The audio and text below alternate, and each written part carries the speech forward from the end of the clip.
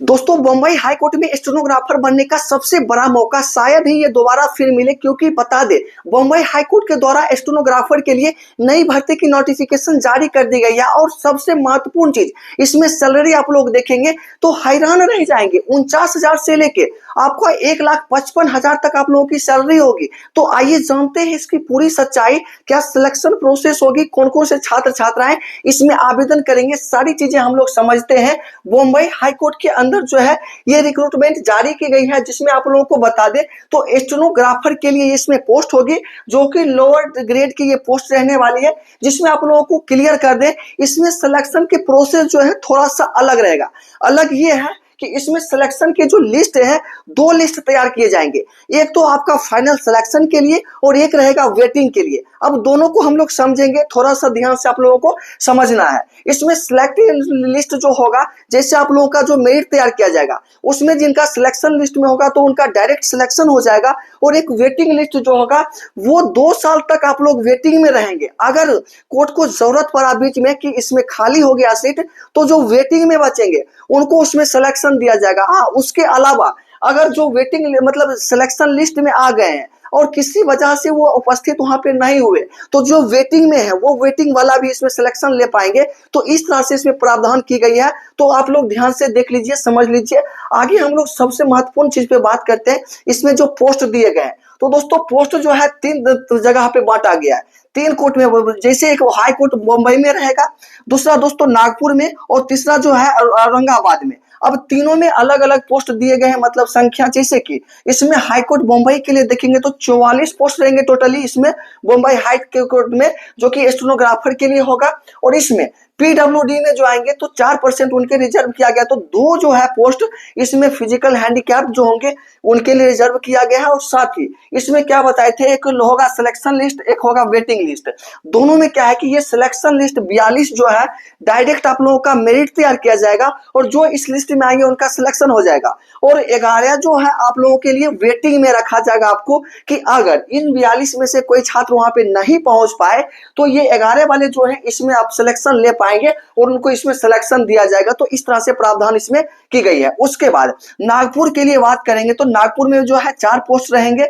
इसमें जो है 4 वेटिंग मतलब फाइनल लिस्ट बनाया जाएगा और एक वेटिंग में रखा जाएगा। उसके साथ ही इसमें औरंगाबाद में देखेंगे तो इसमें 8 पोस्ट टोटली रहेंगे, जिसमें कि 8 जो है इसमें फाइनली रखा जाएगा और 2 जो है वेटिंग में इसमें रखा जाएगा। तो आप लोग इसे क्लियर रूप से समझ गए हैं। लेकिन सैलरी आप लोग देखेंगे तो 49,100 से लेके 1,55,800 तक आप लोगों की सैलरी होगी। उसके अलावा भी अदर एलिवेंस वगैरह भी आप लोगों को दिया जाएगा। तो आप समझ ही सकते हैं, मतलब एक विधायक का जो सैलरी होता है लगभग उतना आप लोगों को दिया जा रहा है। तो बताइए इससे अच्छा अपॉर्चुनिटी आप लोगों के लिए क्या ही हो सकती है। तो आप अगर एलिजिबल होते हैं तो जरूर इसमें आवेदन कर दीजिएगा। इसके लिए एज लिमिट हम लोग समझे तो मिनिमम 21 और मैक्सिमम 38 वर्ष इसमें रखे गए हैं। उसके अलावा अगर SC ST वगैरह से आते हैं तो 21 से लेकर 43 वर्ष आप लोगों की हाईएस्ट एज रखे गए हैं। तो एज के लिए आपका सफिशिएंट है, बहुत सारा एज इसमें दिया गया। लेकिन क्वालिफिकेशन के लिए अगर हम लोग बात कर लेते हैं तो सबसे महत्वपूर्ण पॉइंट यही रहता है। तो इसमें आप लोगों को बताया गया कि आप कोई भी छात्र छात्राएं हैं, ठीक है, उनके लिए ग्रेजुएशन की डिग्री आप होनी चाहिए किसी भी यूनिवर्सिटी से, कहीं से भी आप ग्रेजुएशन की डिग्री किसी भी सब्जेक्ट से रखते हैं तो आप सभी एलिजिबल हो पाएंगे इस पोस्ट के लिए।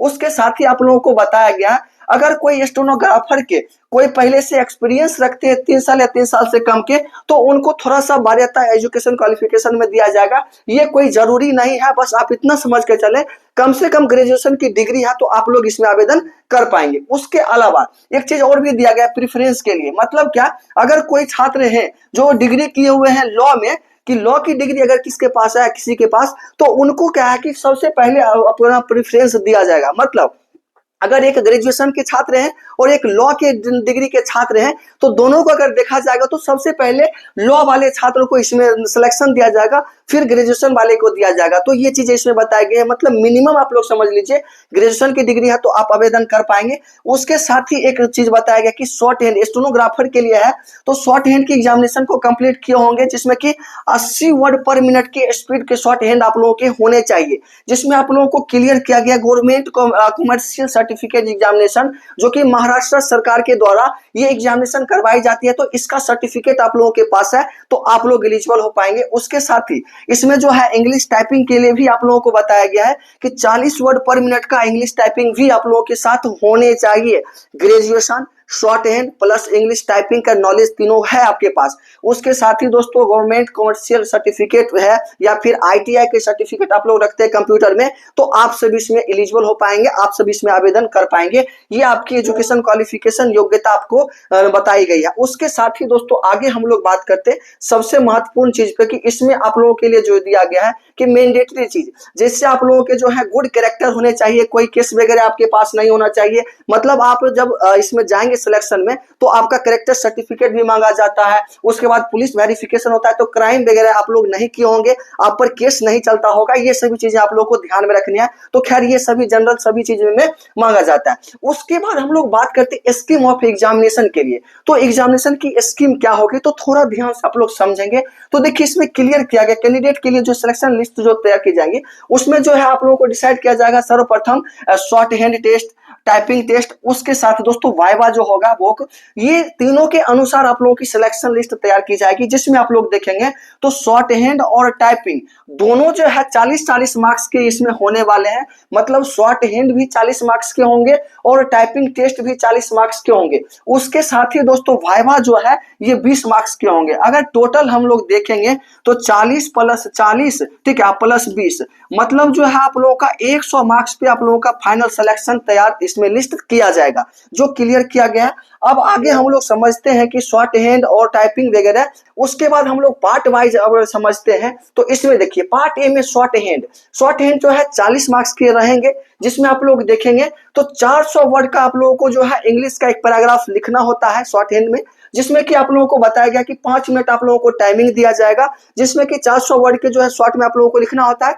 फिर आप लोगों को 25 मिनट दिया जाएगा को उसको एकदम फिर से डिफाइन करने के लिए, एकदम क्लियर लिखने के लिए। जो शॉर्ट हैंड के कैंडिडेट होंगे वो अपना जानते ही होंगे। उसके बाद जैसे इसको कंप्लीट करेंगे उसके बाद पार्ट 2 में आएंगे तो टाइपिंग टेस्ट आप लोगों के लिए होगा, जो कि 40 मार्क्स का ये भी होगा, जिसमें 10 मिनट आप लोगों को टाइमिंग दिया जाएगा और 40 वर्ड पर मिनट आपको बताया तो 400 वर्ड का आप लोगों को टाइपिंग टेस्ट भी देना पड़ेगा, जो कि प्रॉपर जो है इंग्लिश में ही देना पड़ेगा। ये चीजें भी आप लोगों को याद में रखनी है। साथ ही थर्ड जैसे उसको कंप्लीट करेंगे तो पार्ट 3 जो हो जाएगा वाइवा, मतलब आपका जो होता है इंटरव्यू आप लोग जिसे कह सकते हैं, तो 20 मार्क्स का आपका ये भी होने वाला है। तो आप लोग समझ ही सकते हैं कि तीनों मिलाकर 20 मार्क्स का ये वाइवा होगा, 40 मार्क्स का टाइपिंग होगा और 40 मार्क्स का शॉर्ट हैंड होगा। तीनों मिलाकर ही आप लोगों की सिलेक्शन लिस्ट तैयार की जाएगी। अब रही बात की कब इसका एग्जाम होगा, कब वो मतलब आपका जो है वाइवा होगा, कब टाइपिंग होगा, तो इसके लिए जो है आप लोगों को टाइमिंग अभी नहीं बताया गया। इसका नोटिफिकेशन आएगा तो आप लोग को इन्फॉर्म कर देंगे। आप अभी तक वीडियो पे जुड़े हुए हैं तो एक लाइक करके और चैनल को सब्सक्राइब करके भी जुड़ जाइएगा, जिससे कि कोई भी अपडेट फ्यूचर में आए तो आप तक आसानी पूर्वक हम लोग शेयर कर पाएंगे। और साथ ही दोस्तों आप लोगों को बता दें पेमेंट के लिए, तो पेमेंट आप लोगों को जो है 1000 आप लोगों को पेमेंट इसमें करना पड़ेगा एक फॉर्म के लिए। सभी के लिए यही रखा गया, आप किसी भी माध्यम से इसमें पेमेंट कर पाएंगे। तो ये प्रोसेस आपकी रहने वाली है। अब रही बात की आवेदन कब से कब तक करेंगे, तो आवेदन के लिए जो है 15 दिसंबर से लेके आपका 5 जनवरी 2026 तक आप लोगों के चलने वाले हैं। तो आप इसके बीच आवेदन करना चाहते हैं तो आप सभी इसमें कर पाएंगे। और साथ ही इसमें फोटोग्राफ की अगर बात करें ऑनलाइन के समय, ऑनलाइन करने के लिए इसका लिंक जो है वीडियो के डिस्क्रिप्शन में डायरेक्ट डला हुआ है, क्लिक करके एक से वेबसाइट पे जाके आप लोग आवेदन कर पाएंगे। फोटोग्राफ के लिए आप लोगों को बता दे तो 3.5 सेंटीमीटर गुने 4.5 सेंटीमीटर का आपको ये इसमें विड्थ हाइट होनी चाहिए। और सिग्नेचर के लिए 3 सेंटीमीटर गुने 2.5 सेंटीमीटर का आपका ये लेंथ आप लोगों को दिया गया है। दोस्तों ये दोनों तो आप लोगों को एकदम अच्छी तरीके से अपलोड करना है, इसी के वजह से आप लोगों का जो है फॉर्म रिजेक्ट होता है। उसके अलावा आपका फॉर्म रिजेक्ट कभी नहीं होगा अगर ये चीजें सही रहती है तो, ठीक है। तो इस तरह से जो है पूरी इंफॉर्मेशन रहने वाली है और मुझे आशा है कि आपके लिए जो है वीडियो हेल्पफुल रहेगा। और वीडियो आपके लिए हेल्पफुल रहा तो इस वीडियो को लाइक करके चैनल को सब्सक्राइब कर लीजिएगा। साथ ही आपके मन में कोई भी डाउट्स रहे तो कमेंट कीजिएगा, उसे क्लियर करने का हम लोग प्रयास करेंगे। तो ठीक है, फिर मिलते हैं अगले वीडियो में ऐसे इंटरेस्टिंग वीडियो के साथ। तब तक के लिए जय हिंद, बाय।